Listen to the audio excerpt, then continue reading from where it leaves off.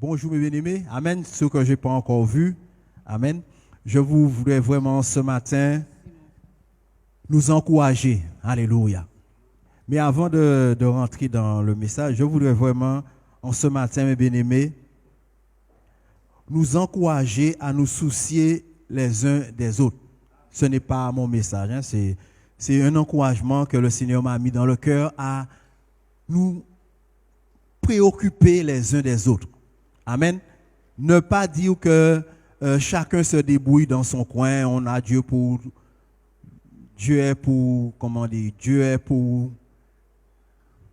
on dit ça? Chacun pour soi et Dieu pour la compagnie, hein? C'est ça que je voulais dire. Mais vous savez, mes bien-aimés, nous passons un temps très difficile. Un temps où peut-être que beaucoup n'ont pas le souci d'argent, beaucoup n'ont pas de souci pour le travail, ils ne s'inquiètent pas puisque ils sont bien placés, ou bien leur entreprise n'a pas de difficulté, ou bien ils sont ceci, ils sont cela. Mais tout le monde n'est pas comme cela. Tout le monde n'a pas cette chance de voir un travail sûr, je dirais. Amen. Il y en a qui, c'était des jobs qu'ils faisaient. Il y en a qui, c'était du jour, chaque jour, ils allaient chercher du boulot. Et vous savez, avec les situations actuelles, beaucoup ne peuvent plus travailler. Il n'y a plus de job ou bien entreprise coulée, tout. Et nous devons vraiment manifester l'amour les uns envers les autres. Amen. Que nous soyons sensibles lorsque le Seigneur mettra dans notre cœur de donner à notre frère, que nous ne puissions pas essayer de comprendre. Amen. Donner sans comprendre. Si le Seigneur t'a dit amène ça pour ton frère, amène, n'essaie pas de comprendre. Est-ce que le frère va accepter? Amener ce que le Seigneur a mis dans ton cœur pour ton frère, pour ta soeur. Amen. Il faut vraiment, mes bien-aimés, comme Salomon disait, il y a un temps pour chaque chose. Méditons et regardez dans quel temps que nous sommes là. Amen. Le chrétien n'est pas dans le même temps que le monde. Le monde est dans son temps de Covid, temps d'épidémie. Le chrétien n'est pas dans ce temps-là. Vous savez ça? Le chrétien ne peut pas être dans le même temps que le monde. Sinon, nous ne sommes pas différents. Alléluia. Et mes bien-aimés, nous allons répéter avec moi 3 fois le titre de ce message. Parce que Dieu veut faire quelque chose, mais il faut que nous ayons vraiment l'assurance en lui. Et nous allons répéter 3 fois le titre du message. Je n'ai pas peur. Je n'ai pas peur. Je n'ai pas peur. Seigneur, fais éclater ta gloire. Amen. Alléluia. Et nous allons voir pourquoi, mes amis, que nous n'avons pas à avoir peur de que ce soit. L'enfant de Dieu n'a pas à avoir peur de quoi que ce soit. De quoi que ce soit, on n'a pas à avoir peur. Alléluia. Déjà, mes bien-aimés, il y a quelque chose qui... L'être humain, vous savez, on dit tous que la vie est dure, la vie est cela, la vie est... Mais vous savez, il y a quelque chose qu'on ne peut pas nier. On ne veut pas mourir. Amen. Même si on dit, je veux aller rencontrer le Seigneur, je veux ceci, je veux cela, même si on dit cela, lorsque la porte de la mort s'ouvre pour nous, le pasteur Soukla a dit, ou oui. Et pourtant, tous les jours, tu as dit, moi les morts. Mais lorsque la porte de la mort s'ouvre pour toi, aujourd'hui, tu la vois.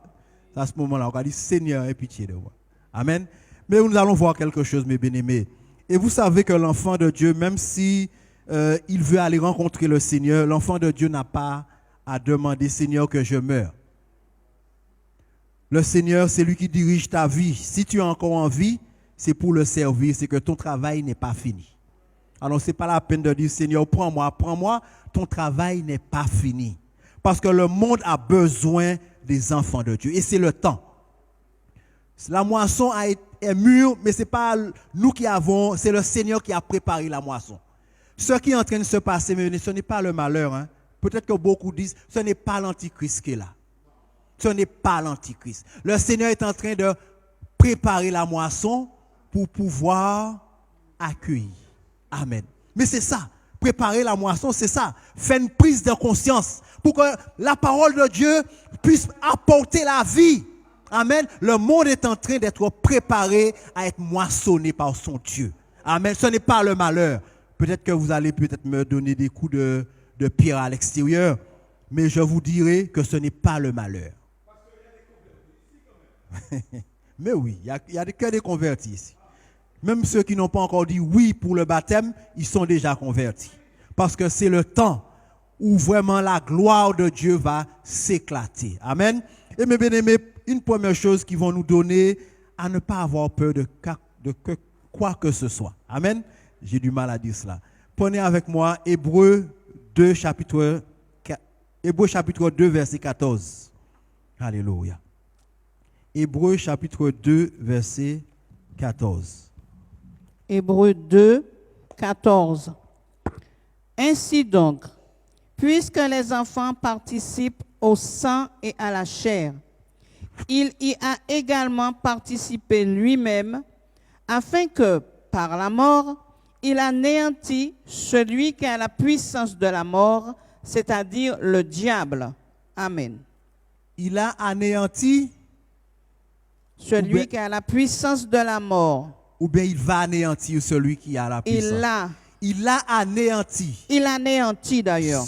Il anéantit celui qui a la puissance de la mort. Alors mes bien-aimés, ne donnez pas à Satan ce qu'il n'a pas. Ne lui donnez pas ce qu'il n'a pas. Vous savez ce que nous sommes en train de faire le plus souvent? Satan est désarmé. Et le plus souvent, nous prenons une arme et nous lui disons, point, ouvrez-le mon point. Nous forçons le diable à prendre des armes qu'il n'a pas. Satan n'a plus la puissance de la mort. La Bible dit clairement, il n'a pas dit qu'il va, il a dit il n'a pas. Il a anéanti celui. Il a anéanti celui qui a la puissance de la mort. Alléluia. Et mes bien-aimés, ce n'est pas demain, ça va se faire ou après-demain. Regardez depuis le jour où cela a commencé. Prenez avec moi 2 Timothée 1, verset 7 à 10. 2 Timothée 1, verset 7 à 10. Alléluia. 2 Timothée 1, 7, 10. Car ce n'est pas un esprit de timidité que Dieu nous a donné, mais un esprit de force, d'amour et de sagesse. N'aie donc point honte du témoignage à rendre à notre Seigneur, ni de moi, son prisonnier, mais souffre avec moi pour l'Évangile, par la puissance de Dieu qui nous a sauvés et nous a adressé une sainte vocation, non à cause de nos œuvres, mais selon son propre dessein et selon la grâce qui nous a été donnée en Jésus-Christ avant les temps éternels et qui a été manifestée maintenant par l'apparition de notre Sauveur Jésus-Christ, qui a détruit la mort et a mis en évidence la vie et l'immortalité par l'Évangile. Amen. Alléluia. Alléluia. Mes bien-aimés, qu'est-ce que la Bible dit? Jésus a détruit la mort. Amen. Et a mis en évidence la vie et l'immortalité par l'Évangile. Alléluia. Par l'Évangile, mes bien-aimés. Alléluia. L'Évangile, c'est une puissance de Dieu. Amen. Nous oublions ça. L'Évangile, c'est une puissance de Dieu. Et souvent, mes bien-aimés, nous avons honte de l'Évangile. Et nous pleurons quand il y a des catastrophes, quand il y a des gens qui meurent en grand nombre. Nous pleurons et nous disons, mais Seigneur, le diable fait des ravages. Le diable n'a rien à voir dans cela, mes bien-aimés. Le diable n'a rien à voir dans cela. Ce que le Seigneur nous demande, c'est d'apporter la vie. Et la vie, c'est l'Évangile. Alléluia. La parole de Dieu, c'est la vie, parce que c'est par la parole que Dieu a créé toutes choses. Et si nous annonçons la parole de Dieu, nous annonçons, nous donnons aux gens la vie. Parce que ceux qui entendent la parole, ce n'est pas une parole morte, c'est une parole vivante. Parole spirituelle, esprit et vie. Et cette parole amène la vie à ceux qui l'entendent. Alléluia. Vous savez, mes bien-aimés, Dieu est puissant. Dieu est tout puissant. Dieu est grand. Dieu est, je dirais, alléluia, il n'y a pas d'égal à Dieu. Mais Dieu n'agit pas comme un fou. Dieu ne se lève pas comme des fois nous nous levons sans programme, sans rien. Nous disons, bon, aujourd'hui on fait ça, demain on fait, ou bien après-demain on écrase ce qu'on a fait hier parce qu'on vit sans un projet, sans un plan, sans un planning, sans directive. Mais vous savez, un sage architecte, avant de poser une pierre, tout est déjà fait sur un plan. Eh bien, le Seigneur, mes bien-aimés, le Dieu, le meilleur, le plus grand, le premier architecte, avant de bâtir aucun atome de l'univers, son plan était déjà parfait. Écrit et parfait. Et c'est pour cela, mes bien-aimés, Dieu nous demande de ne pas nous affoler, de ne pas, alléluia, nous laisser perturber, parce que son plan est déjà affiché, c'est déjà là. Alléluia. Ce qu'il nous demande, c'est laissez-moi vous conduire. Laissez-moi vous amener là où j'ai déjà préparé le plan, tout est déjà fait pour vous. Alléluia. Et vous savez, mes bien-aimés, on peut attribuer à Dieu beaucoup de choses. On peut dire que Dieu laisse ses enfants mourir, que Dieu laisse le mal prendre place, Dieu laisse. On peut dire toutes choses. Mais je vous dirai une chose, mes bien-aimés, personne ne pourra faire Dieu changer son plan. Personne ne le fera changer son plan. Alléluia. Parce que c'est lui qui est le parfait. Il ne va pas écouter un imparfait quand même, mes bien-aimés. Nous ne sommes pas parfaits et quand nous maîtrisons quelque chose, nous n'acceptons même pas qu'on nous donne un conseil. Et pourtant, nous faisons des erreurs sur ce que nous maîtrisons. Dieu qui est parfait, qui ne fait jamais d'erreur, vous croyez que c'est nous qui allons lui dire ce qu'il faut faire? Alléluia.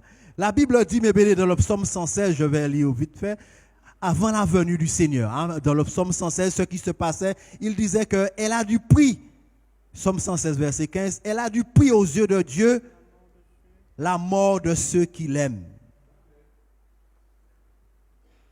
Ceux qui aimaient Dieu et ceux que Dieu aimait mouraient. Parce que, vous savez, je ne parle pas seulement de mort physique. Il y a la mort physique, mais il faut parler aussi de la mort spirituelle. Alléluia. Parce que vous savez, la puissance du péché, la puissance de la mort, c'est le péché. Vous savez ça? Amen. Et cette puissance amenait beaucoup d'hommes qui aimaient Dieu à mourir. Parce que le péché, mes bien-aimés, régnait. Le péché régnait sur la vie de l'homme. Mais c'est pour cela que la Bible dit que ceux qui aimaient le Seigneur mouraient et leur âme avait du prix. Mais la puissance de la mort était toujours dans les mains de l'ennemi. Mais depuis l'arrivée du Seigneur, le sacrifice sur la croix, l'ennemi n'a plus la puissance de la mort. Alléluia. Cela veut dire, mais ça ne veut pas dire que les gens ne meurent plus. Ce n'est pas ça que je veux dire. Alléluia. Ce que je veux dire, mais ce que dit la Bible, c'est qu'aujourd'hui, ce n'est pas Satan qui décide de ta vie ou de ta mort. C'est qui? C'est même pas Jésus qui décide. C'est même pas Jésus qui décide de ta vie ou de ta mort. Alléluia. C'est même pas Jésus. Qui décide de ta vie ou de ta mort? Hein? Ah, ou quand dit ça tout bas, dis ça tout fort, frère. C'est nous-mêmes. Parce que le Seigneur, il nous a tout donné. Voilà. Il a tout pris dans les mains de l'ennemi et puis il a tout donné à ses enfants. Tenez-le. Et c'est nous qui décidons. L'homme décide de sa mort ou de la vie. Alléluia. Parce que nul ne peut détruire un enfant de Dieu. Nul ne peut détruire un enfant de Dieu. Et si un enfant de Dieu meurt dans le péché, vous n'allez pas me dire c'est la volonté de Dieu quand même. Alléluia.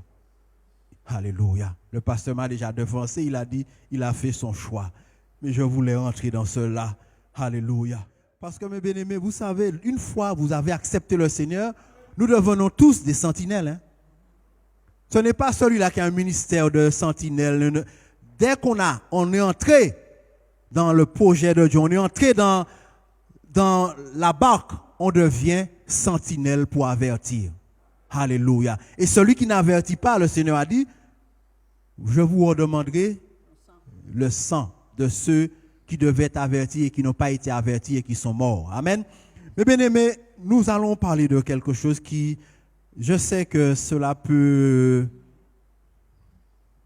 amener beaucoup de, je dirais, alléluia, beaucoup d'incompréhension, mais surtout, je dirais, beaucoup de frustration et aussi peut-être la colère. Alléluia. Le problème de la terre, du monde actuel, hein, je vous dis que ce n'est pas le réchauffement climatique. Le réchauffement climatique. Le problème de ce monde, ce n'est pas parce que la terre chauffe ce n'est pas le problème du monde. Ce n'est pas le problème du monde, ce ne sont pas les virus, ce ne sont pas les maladies, les guerres, les tremblements. Ce n'est pas ça le problème de ce monde-là. Ce n'est pas le problème du monde. Alléluia. Parce que ce que nous voyons, le réchauffement climatique, ce sont des conséquences. Amen. Ce sont des conséquences. L'apparition du virus, ce sont des conséquences. Mais les conséquences de quoi? Du péché. Les conséquences du péché, et surtout, ce sont les conséquences du choix de l'homme. Du choix de l'homme. Parce que dès que Dieu Alléluia, est entré en contact avec l'homme. Alléluia. Et pourtant, vous savez, souvent on discute avec des gens qui n'ont pas encore connu le Seigneur.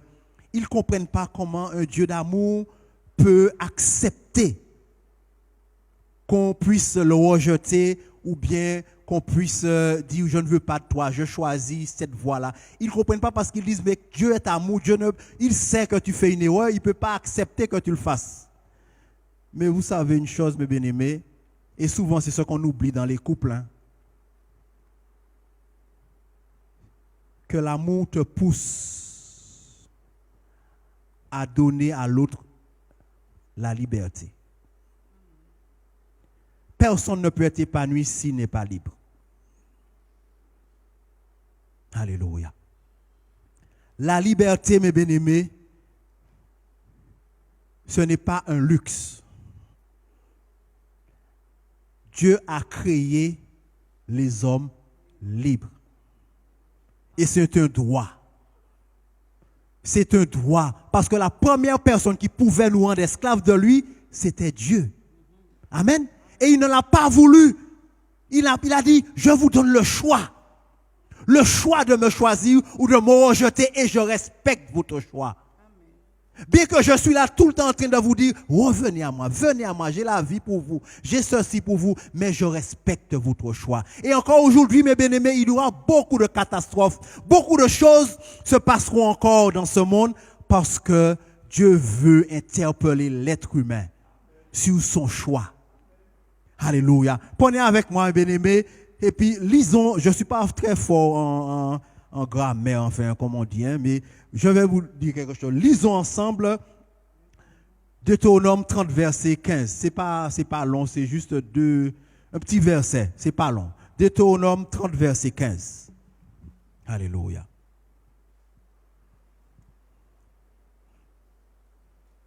Vas-y. Deutéronome 30, verset 15. Vois, je mets aujourd'hui devant toi la vie et le bien, la mort et le mal. Amen. Amen. Alors, mes bien-aimés, est-ce que ce que Dieu dit là, est-ce que c'était dans le passé ou est-ce que c'est le présent? Regardez bien ce qu'il dit. Hein? Il dit, vois. Amen. Vois. Dieu parle là maintenant. Vois. Je mets. aujourd'hui. Non pas demain ni avant-hier. Vois, je mets aujourd'hui devant toi la vie et le bien. Ça, c'est un premier choix. Et le deuxième choix, c'est la mort et le mal. Alléluia. Choisis la vie et le bien t'accompagne. Choisis la mort et le mal t'accompagne. Mais vois, je mets devant toi aujourd'hui ces deux voies. Il n'y a que deux voies, mes bien-aimés. Il n'y a que deux, il n'y a pas trois. Il n'y a que deux voies. Mais vous savez, nous aimons proclamer notre liberté. Je suis libre, je suis libre, je suis libre, je fais ce que je veux. Mais souvent, nous ne sommes pas assez courageux pour accepter les conséquences. Ah oui, les conséquences ne s'arrêtent pas quand tu meurs. Hein. Les conséquences suivent de génération en génération. Et c'est ça, mes bénéfices. Parce que tout le monde est libre. Tout le monde vaut pour là. Je ne suis pas un enfant, ne me parle pas comme ça, ne me dis pas ça. Hein, pasteur, tu me parles mal, tu me dis, tu me dis. Je suis libre. Dieu m'a créé libre. La liberté, oui, d'accord. Mais quand tu fais ton choix, il y a obligatoirement des conséquences. Tu dois assumer. Et l'homme ne veut pas assumer. L'homme aime prendre son choix. Parce que vous savez, des fois, lorsque le désir est déjà là, même si on te prévient, on te dit, hein, le désir est là, personne ne peut te freiner parce que le désir est là. Ou amorcé. Alléluia. Tu fais ton choix, mais tout choix, conséquence. Lorsque Dieu a un amour particulier pour toi, il te corrige souvent. Il y en a certains que Dieu permet des écarts, mais il y en a d'autres que Dieu, l'être humain, il y a des serviteurs que Dieu permet qu'ils marchent, c'est pas sa volonté, mais il permet qu'ils marchent en dents de scie, qu'ils marchent écartés, et pourtant il y en a d'autres à peine écartés, bah! C'est Dieu, oui. Mais Seigneur, depuis longtemps, lui, il marche comme il veut, tu ne lui fais rien. Alléluia. Alléluia. Tête moi t'es petit bon raide, moi pas tant non mauvais. Tête moi t'es petit bon raide. Regardez ça il fait moi il dit ah bon t'es tout ou pas attendre même moi prends madame là à côté. Puisqu'on pas comprendre. Et pourtant il y a des gens qui mépriser madame, yo ka ba coup de pied tout bail. Madame yo pas mort, madame yo vivant. Et puis moi pas t'es méchant pourtant. Essayez de comprendre pour Dieu. Allez, Dieu fait comme il veut. Il sait pourquoi il agit avec chacun de ses enfants différemment. Prenez avec moi un bien-aimé, je ne vais pas être trop long avec vous, bien que nous sommes là qu'un dimanche par semaine. Alléluia, il ne faut pas être pressé à aller faire quoi. Proverbe, alléluia. Proverbe 8, versets 35 à 36. Alléluia. Proverbe 8, 35, 36. Car celui qui me trouve a trouvé la vie, et il obtient la faveur de l'Éternel. Mais celui qui pêche contre moi nuit à son âme. Tous ceux qui me haïssent aiment la mort. Amen. Alléluia. Eh bien, comment sauront-ils cela s'il n'y a pas d'enfants de Dieu qui se lèvent pour aller leur dire? Parce qu'ils ne comprennent pas pourquoi ils meurent. Ils ne comprennent pas pourquoi c'est fléau. Ils ne comprennent pas. Alléluia. Mais si les serviteurs, les enfants de Dieu ont peur d'ouvrir la bouche, la Bible dit que ce n'est pas un esprit de timidité que Dieu nous a donné, mais un esprit de force, d'amour et de sagesse, de puissance, pour que nous puissions ne pas craindre l'ennemi et aller annoncer au peuple de Dieu, voilà le désir, voilà le projet de Dieu pour vous. Alléluia. Parce que celui qui hait Dieu aime la mort et ils ne le savent même pas. Ils ne savent même pas pourquoi ils vivent dans cette situation parce qu'ils disent, mais je n'ai fait de mal à personne. J'ai juste dit que je ne veux pas de l'évangile. Mais le fait de dire que tu ne veux pas de l'évangile, cela veut dire que tu rejettes Dieu. Et quand tu rejettes Dieu, automatiquement, c'est la mort, le malheur qui vient sur toi. Parce que, alléluia, il n'y a que deux choix. Il n'y a pas de point mort. Alléluia. Que deux choix. Et aujourd'hui, mes bien-aimés, le Seigneur fait deux appels différents. Deux appels.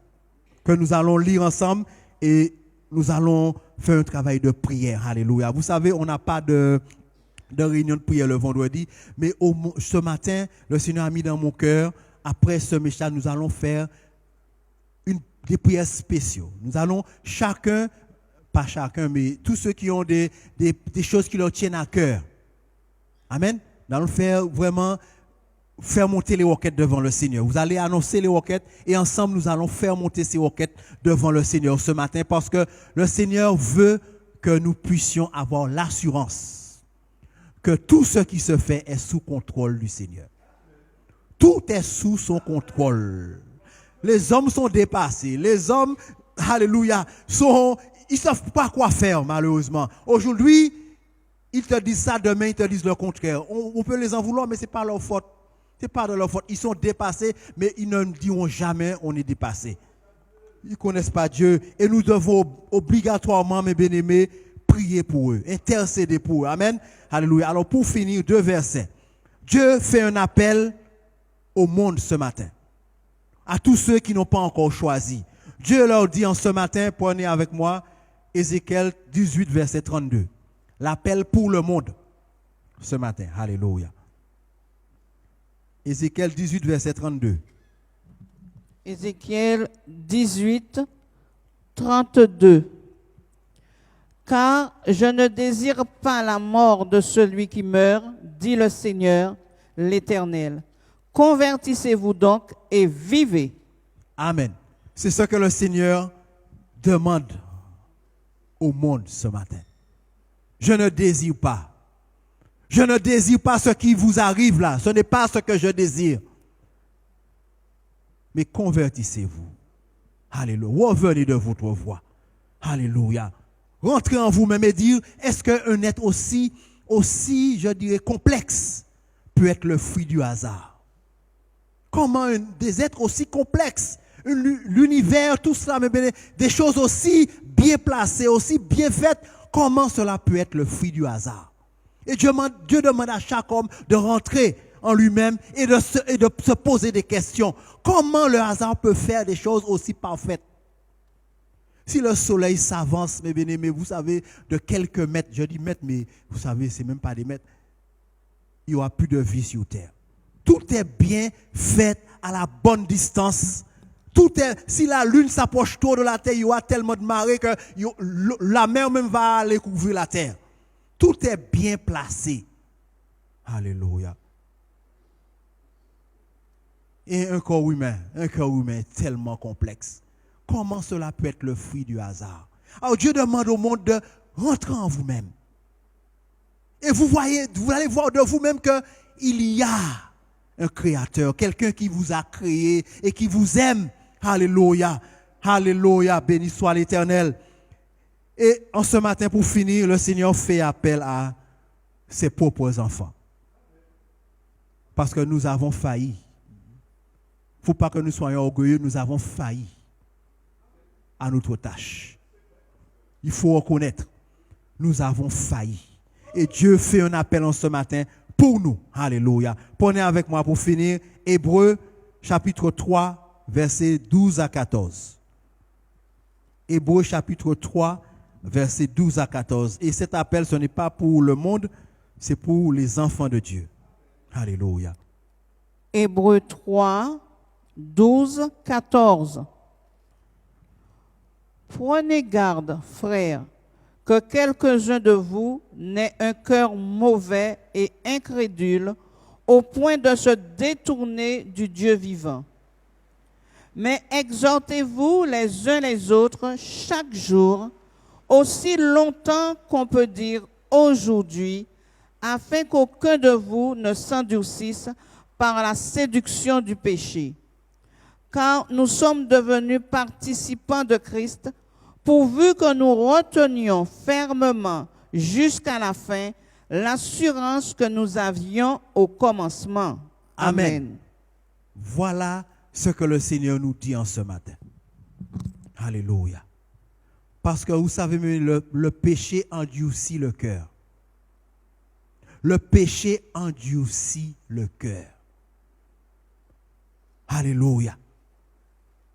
Et le Seigneur ne veut pas, mes bien-aimés, que nous qu'il a appelés à participer à sa gloire, que nous soyons mis de côté. Parce que, mes bien-aimés, le projet de Dieu ira jusqu'au bout. Sans nous ou avec nous. Jusqu'au bout. Personne ne pourra empêcher à cette terre-là de voir la gloire de Dieu. Personne. Personne. Le prix a été payé pour la gloire de Dieu. C'est pour la gloire de Dieu que Christ a payé le prix. Et personne ne pourra empêcher à cette gloire de s'éclater. Amen. Alors mes bien-aimés, ressaisissons-nous, revenons au Seigneur, donnons vraiment au Seigneur vraiment cette place qui lui est due dans notre vie. Ça veut dire la place qu'il mérite.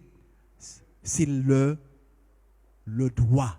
Il a le droit de nous diriger là où il veut. Parce que, mes bien-aimés, nous ne nous appartenons plus. Amen. Parce que si nous sommes de Dieu, la Bible dit que nous sommes morts à nous-mêmes. Alléluia. Alors, ce matin, mes bien-aimés, parlons juste pour vraiment, alléluia, intercéder pour le monde qui souffre. Intercéder pour nos familles, pour aussi, je dis, nos frères et sœurs en Christ qui ont perdu la vision et qui ont peur, qui ont plus peur que les païens. Parce que beaucoup de chrétiens n'osent même plus sortir de chez eux. Parce qu'ils ont peur d'attraper le virus parce qu'ils ne veulent pas mourir. Ils ne veulent pas mourir. Alléluia. Levons-nous, mes bien-aimés. Alléluia. Levons-nous. Alléluia.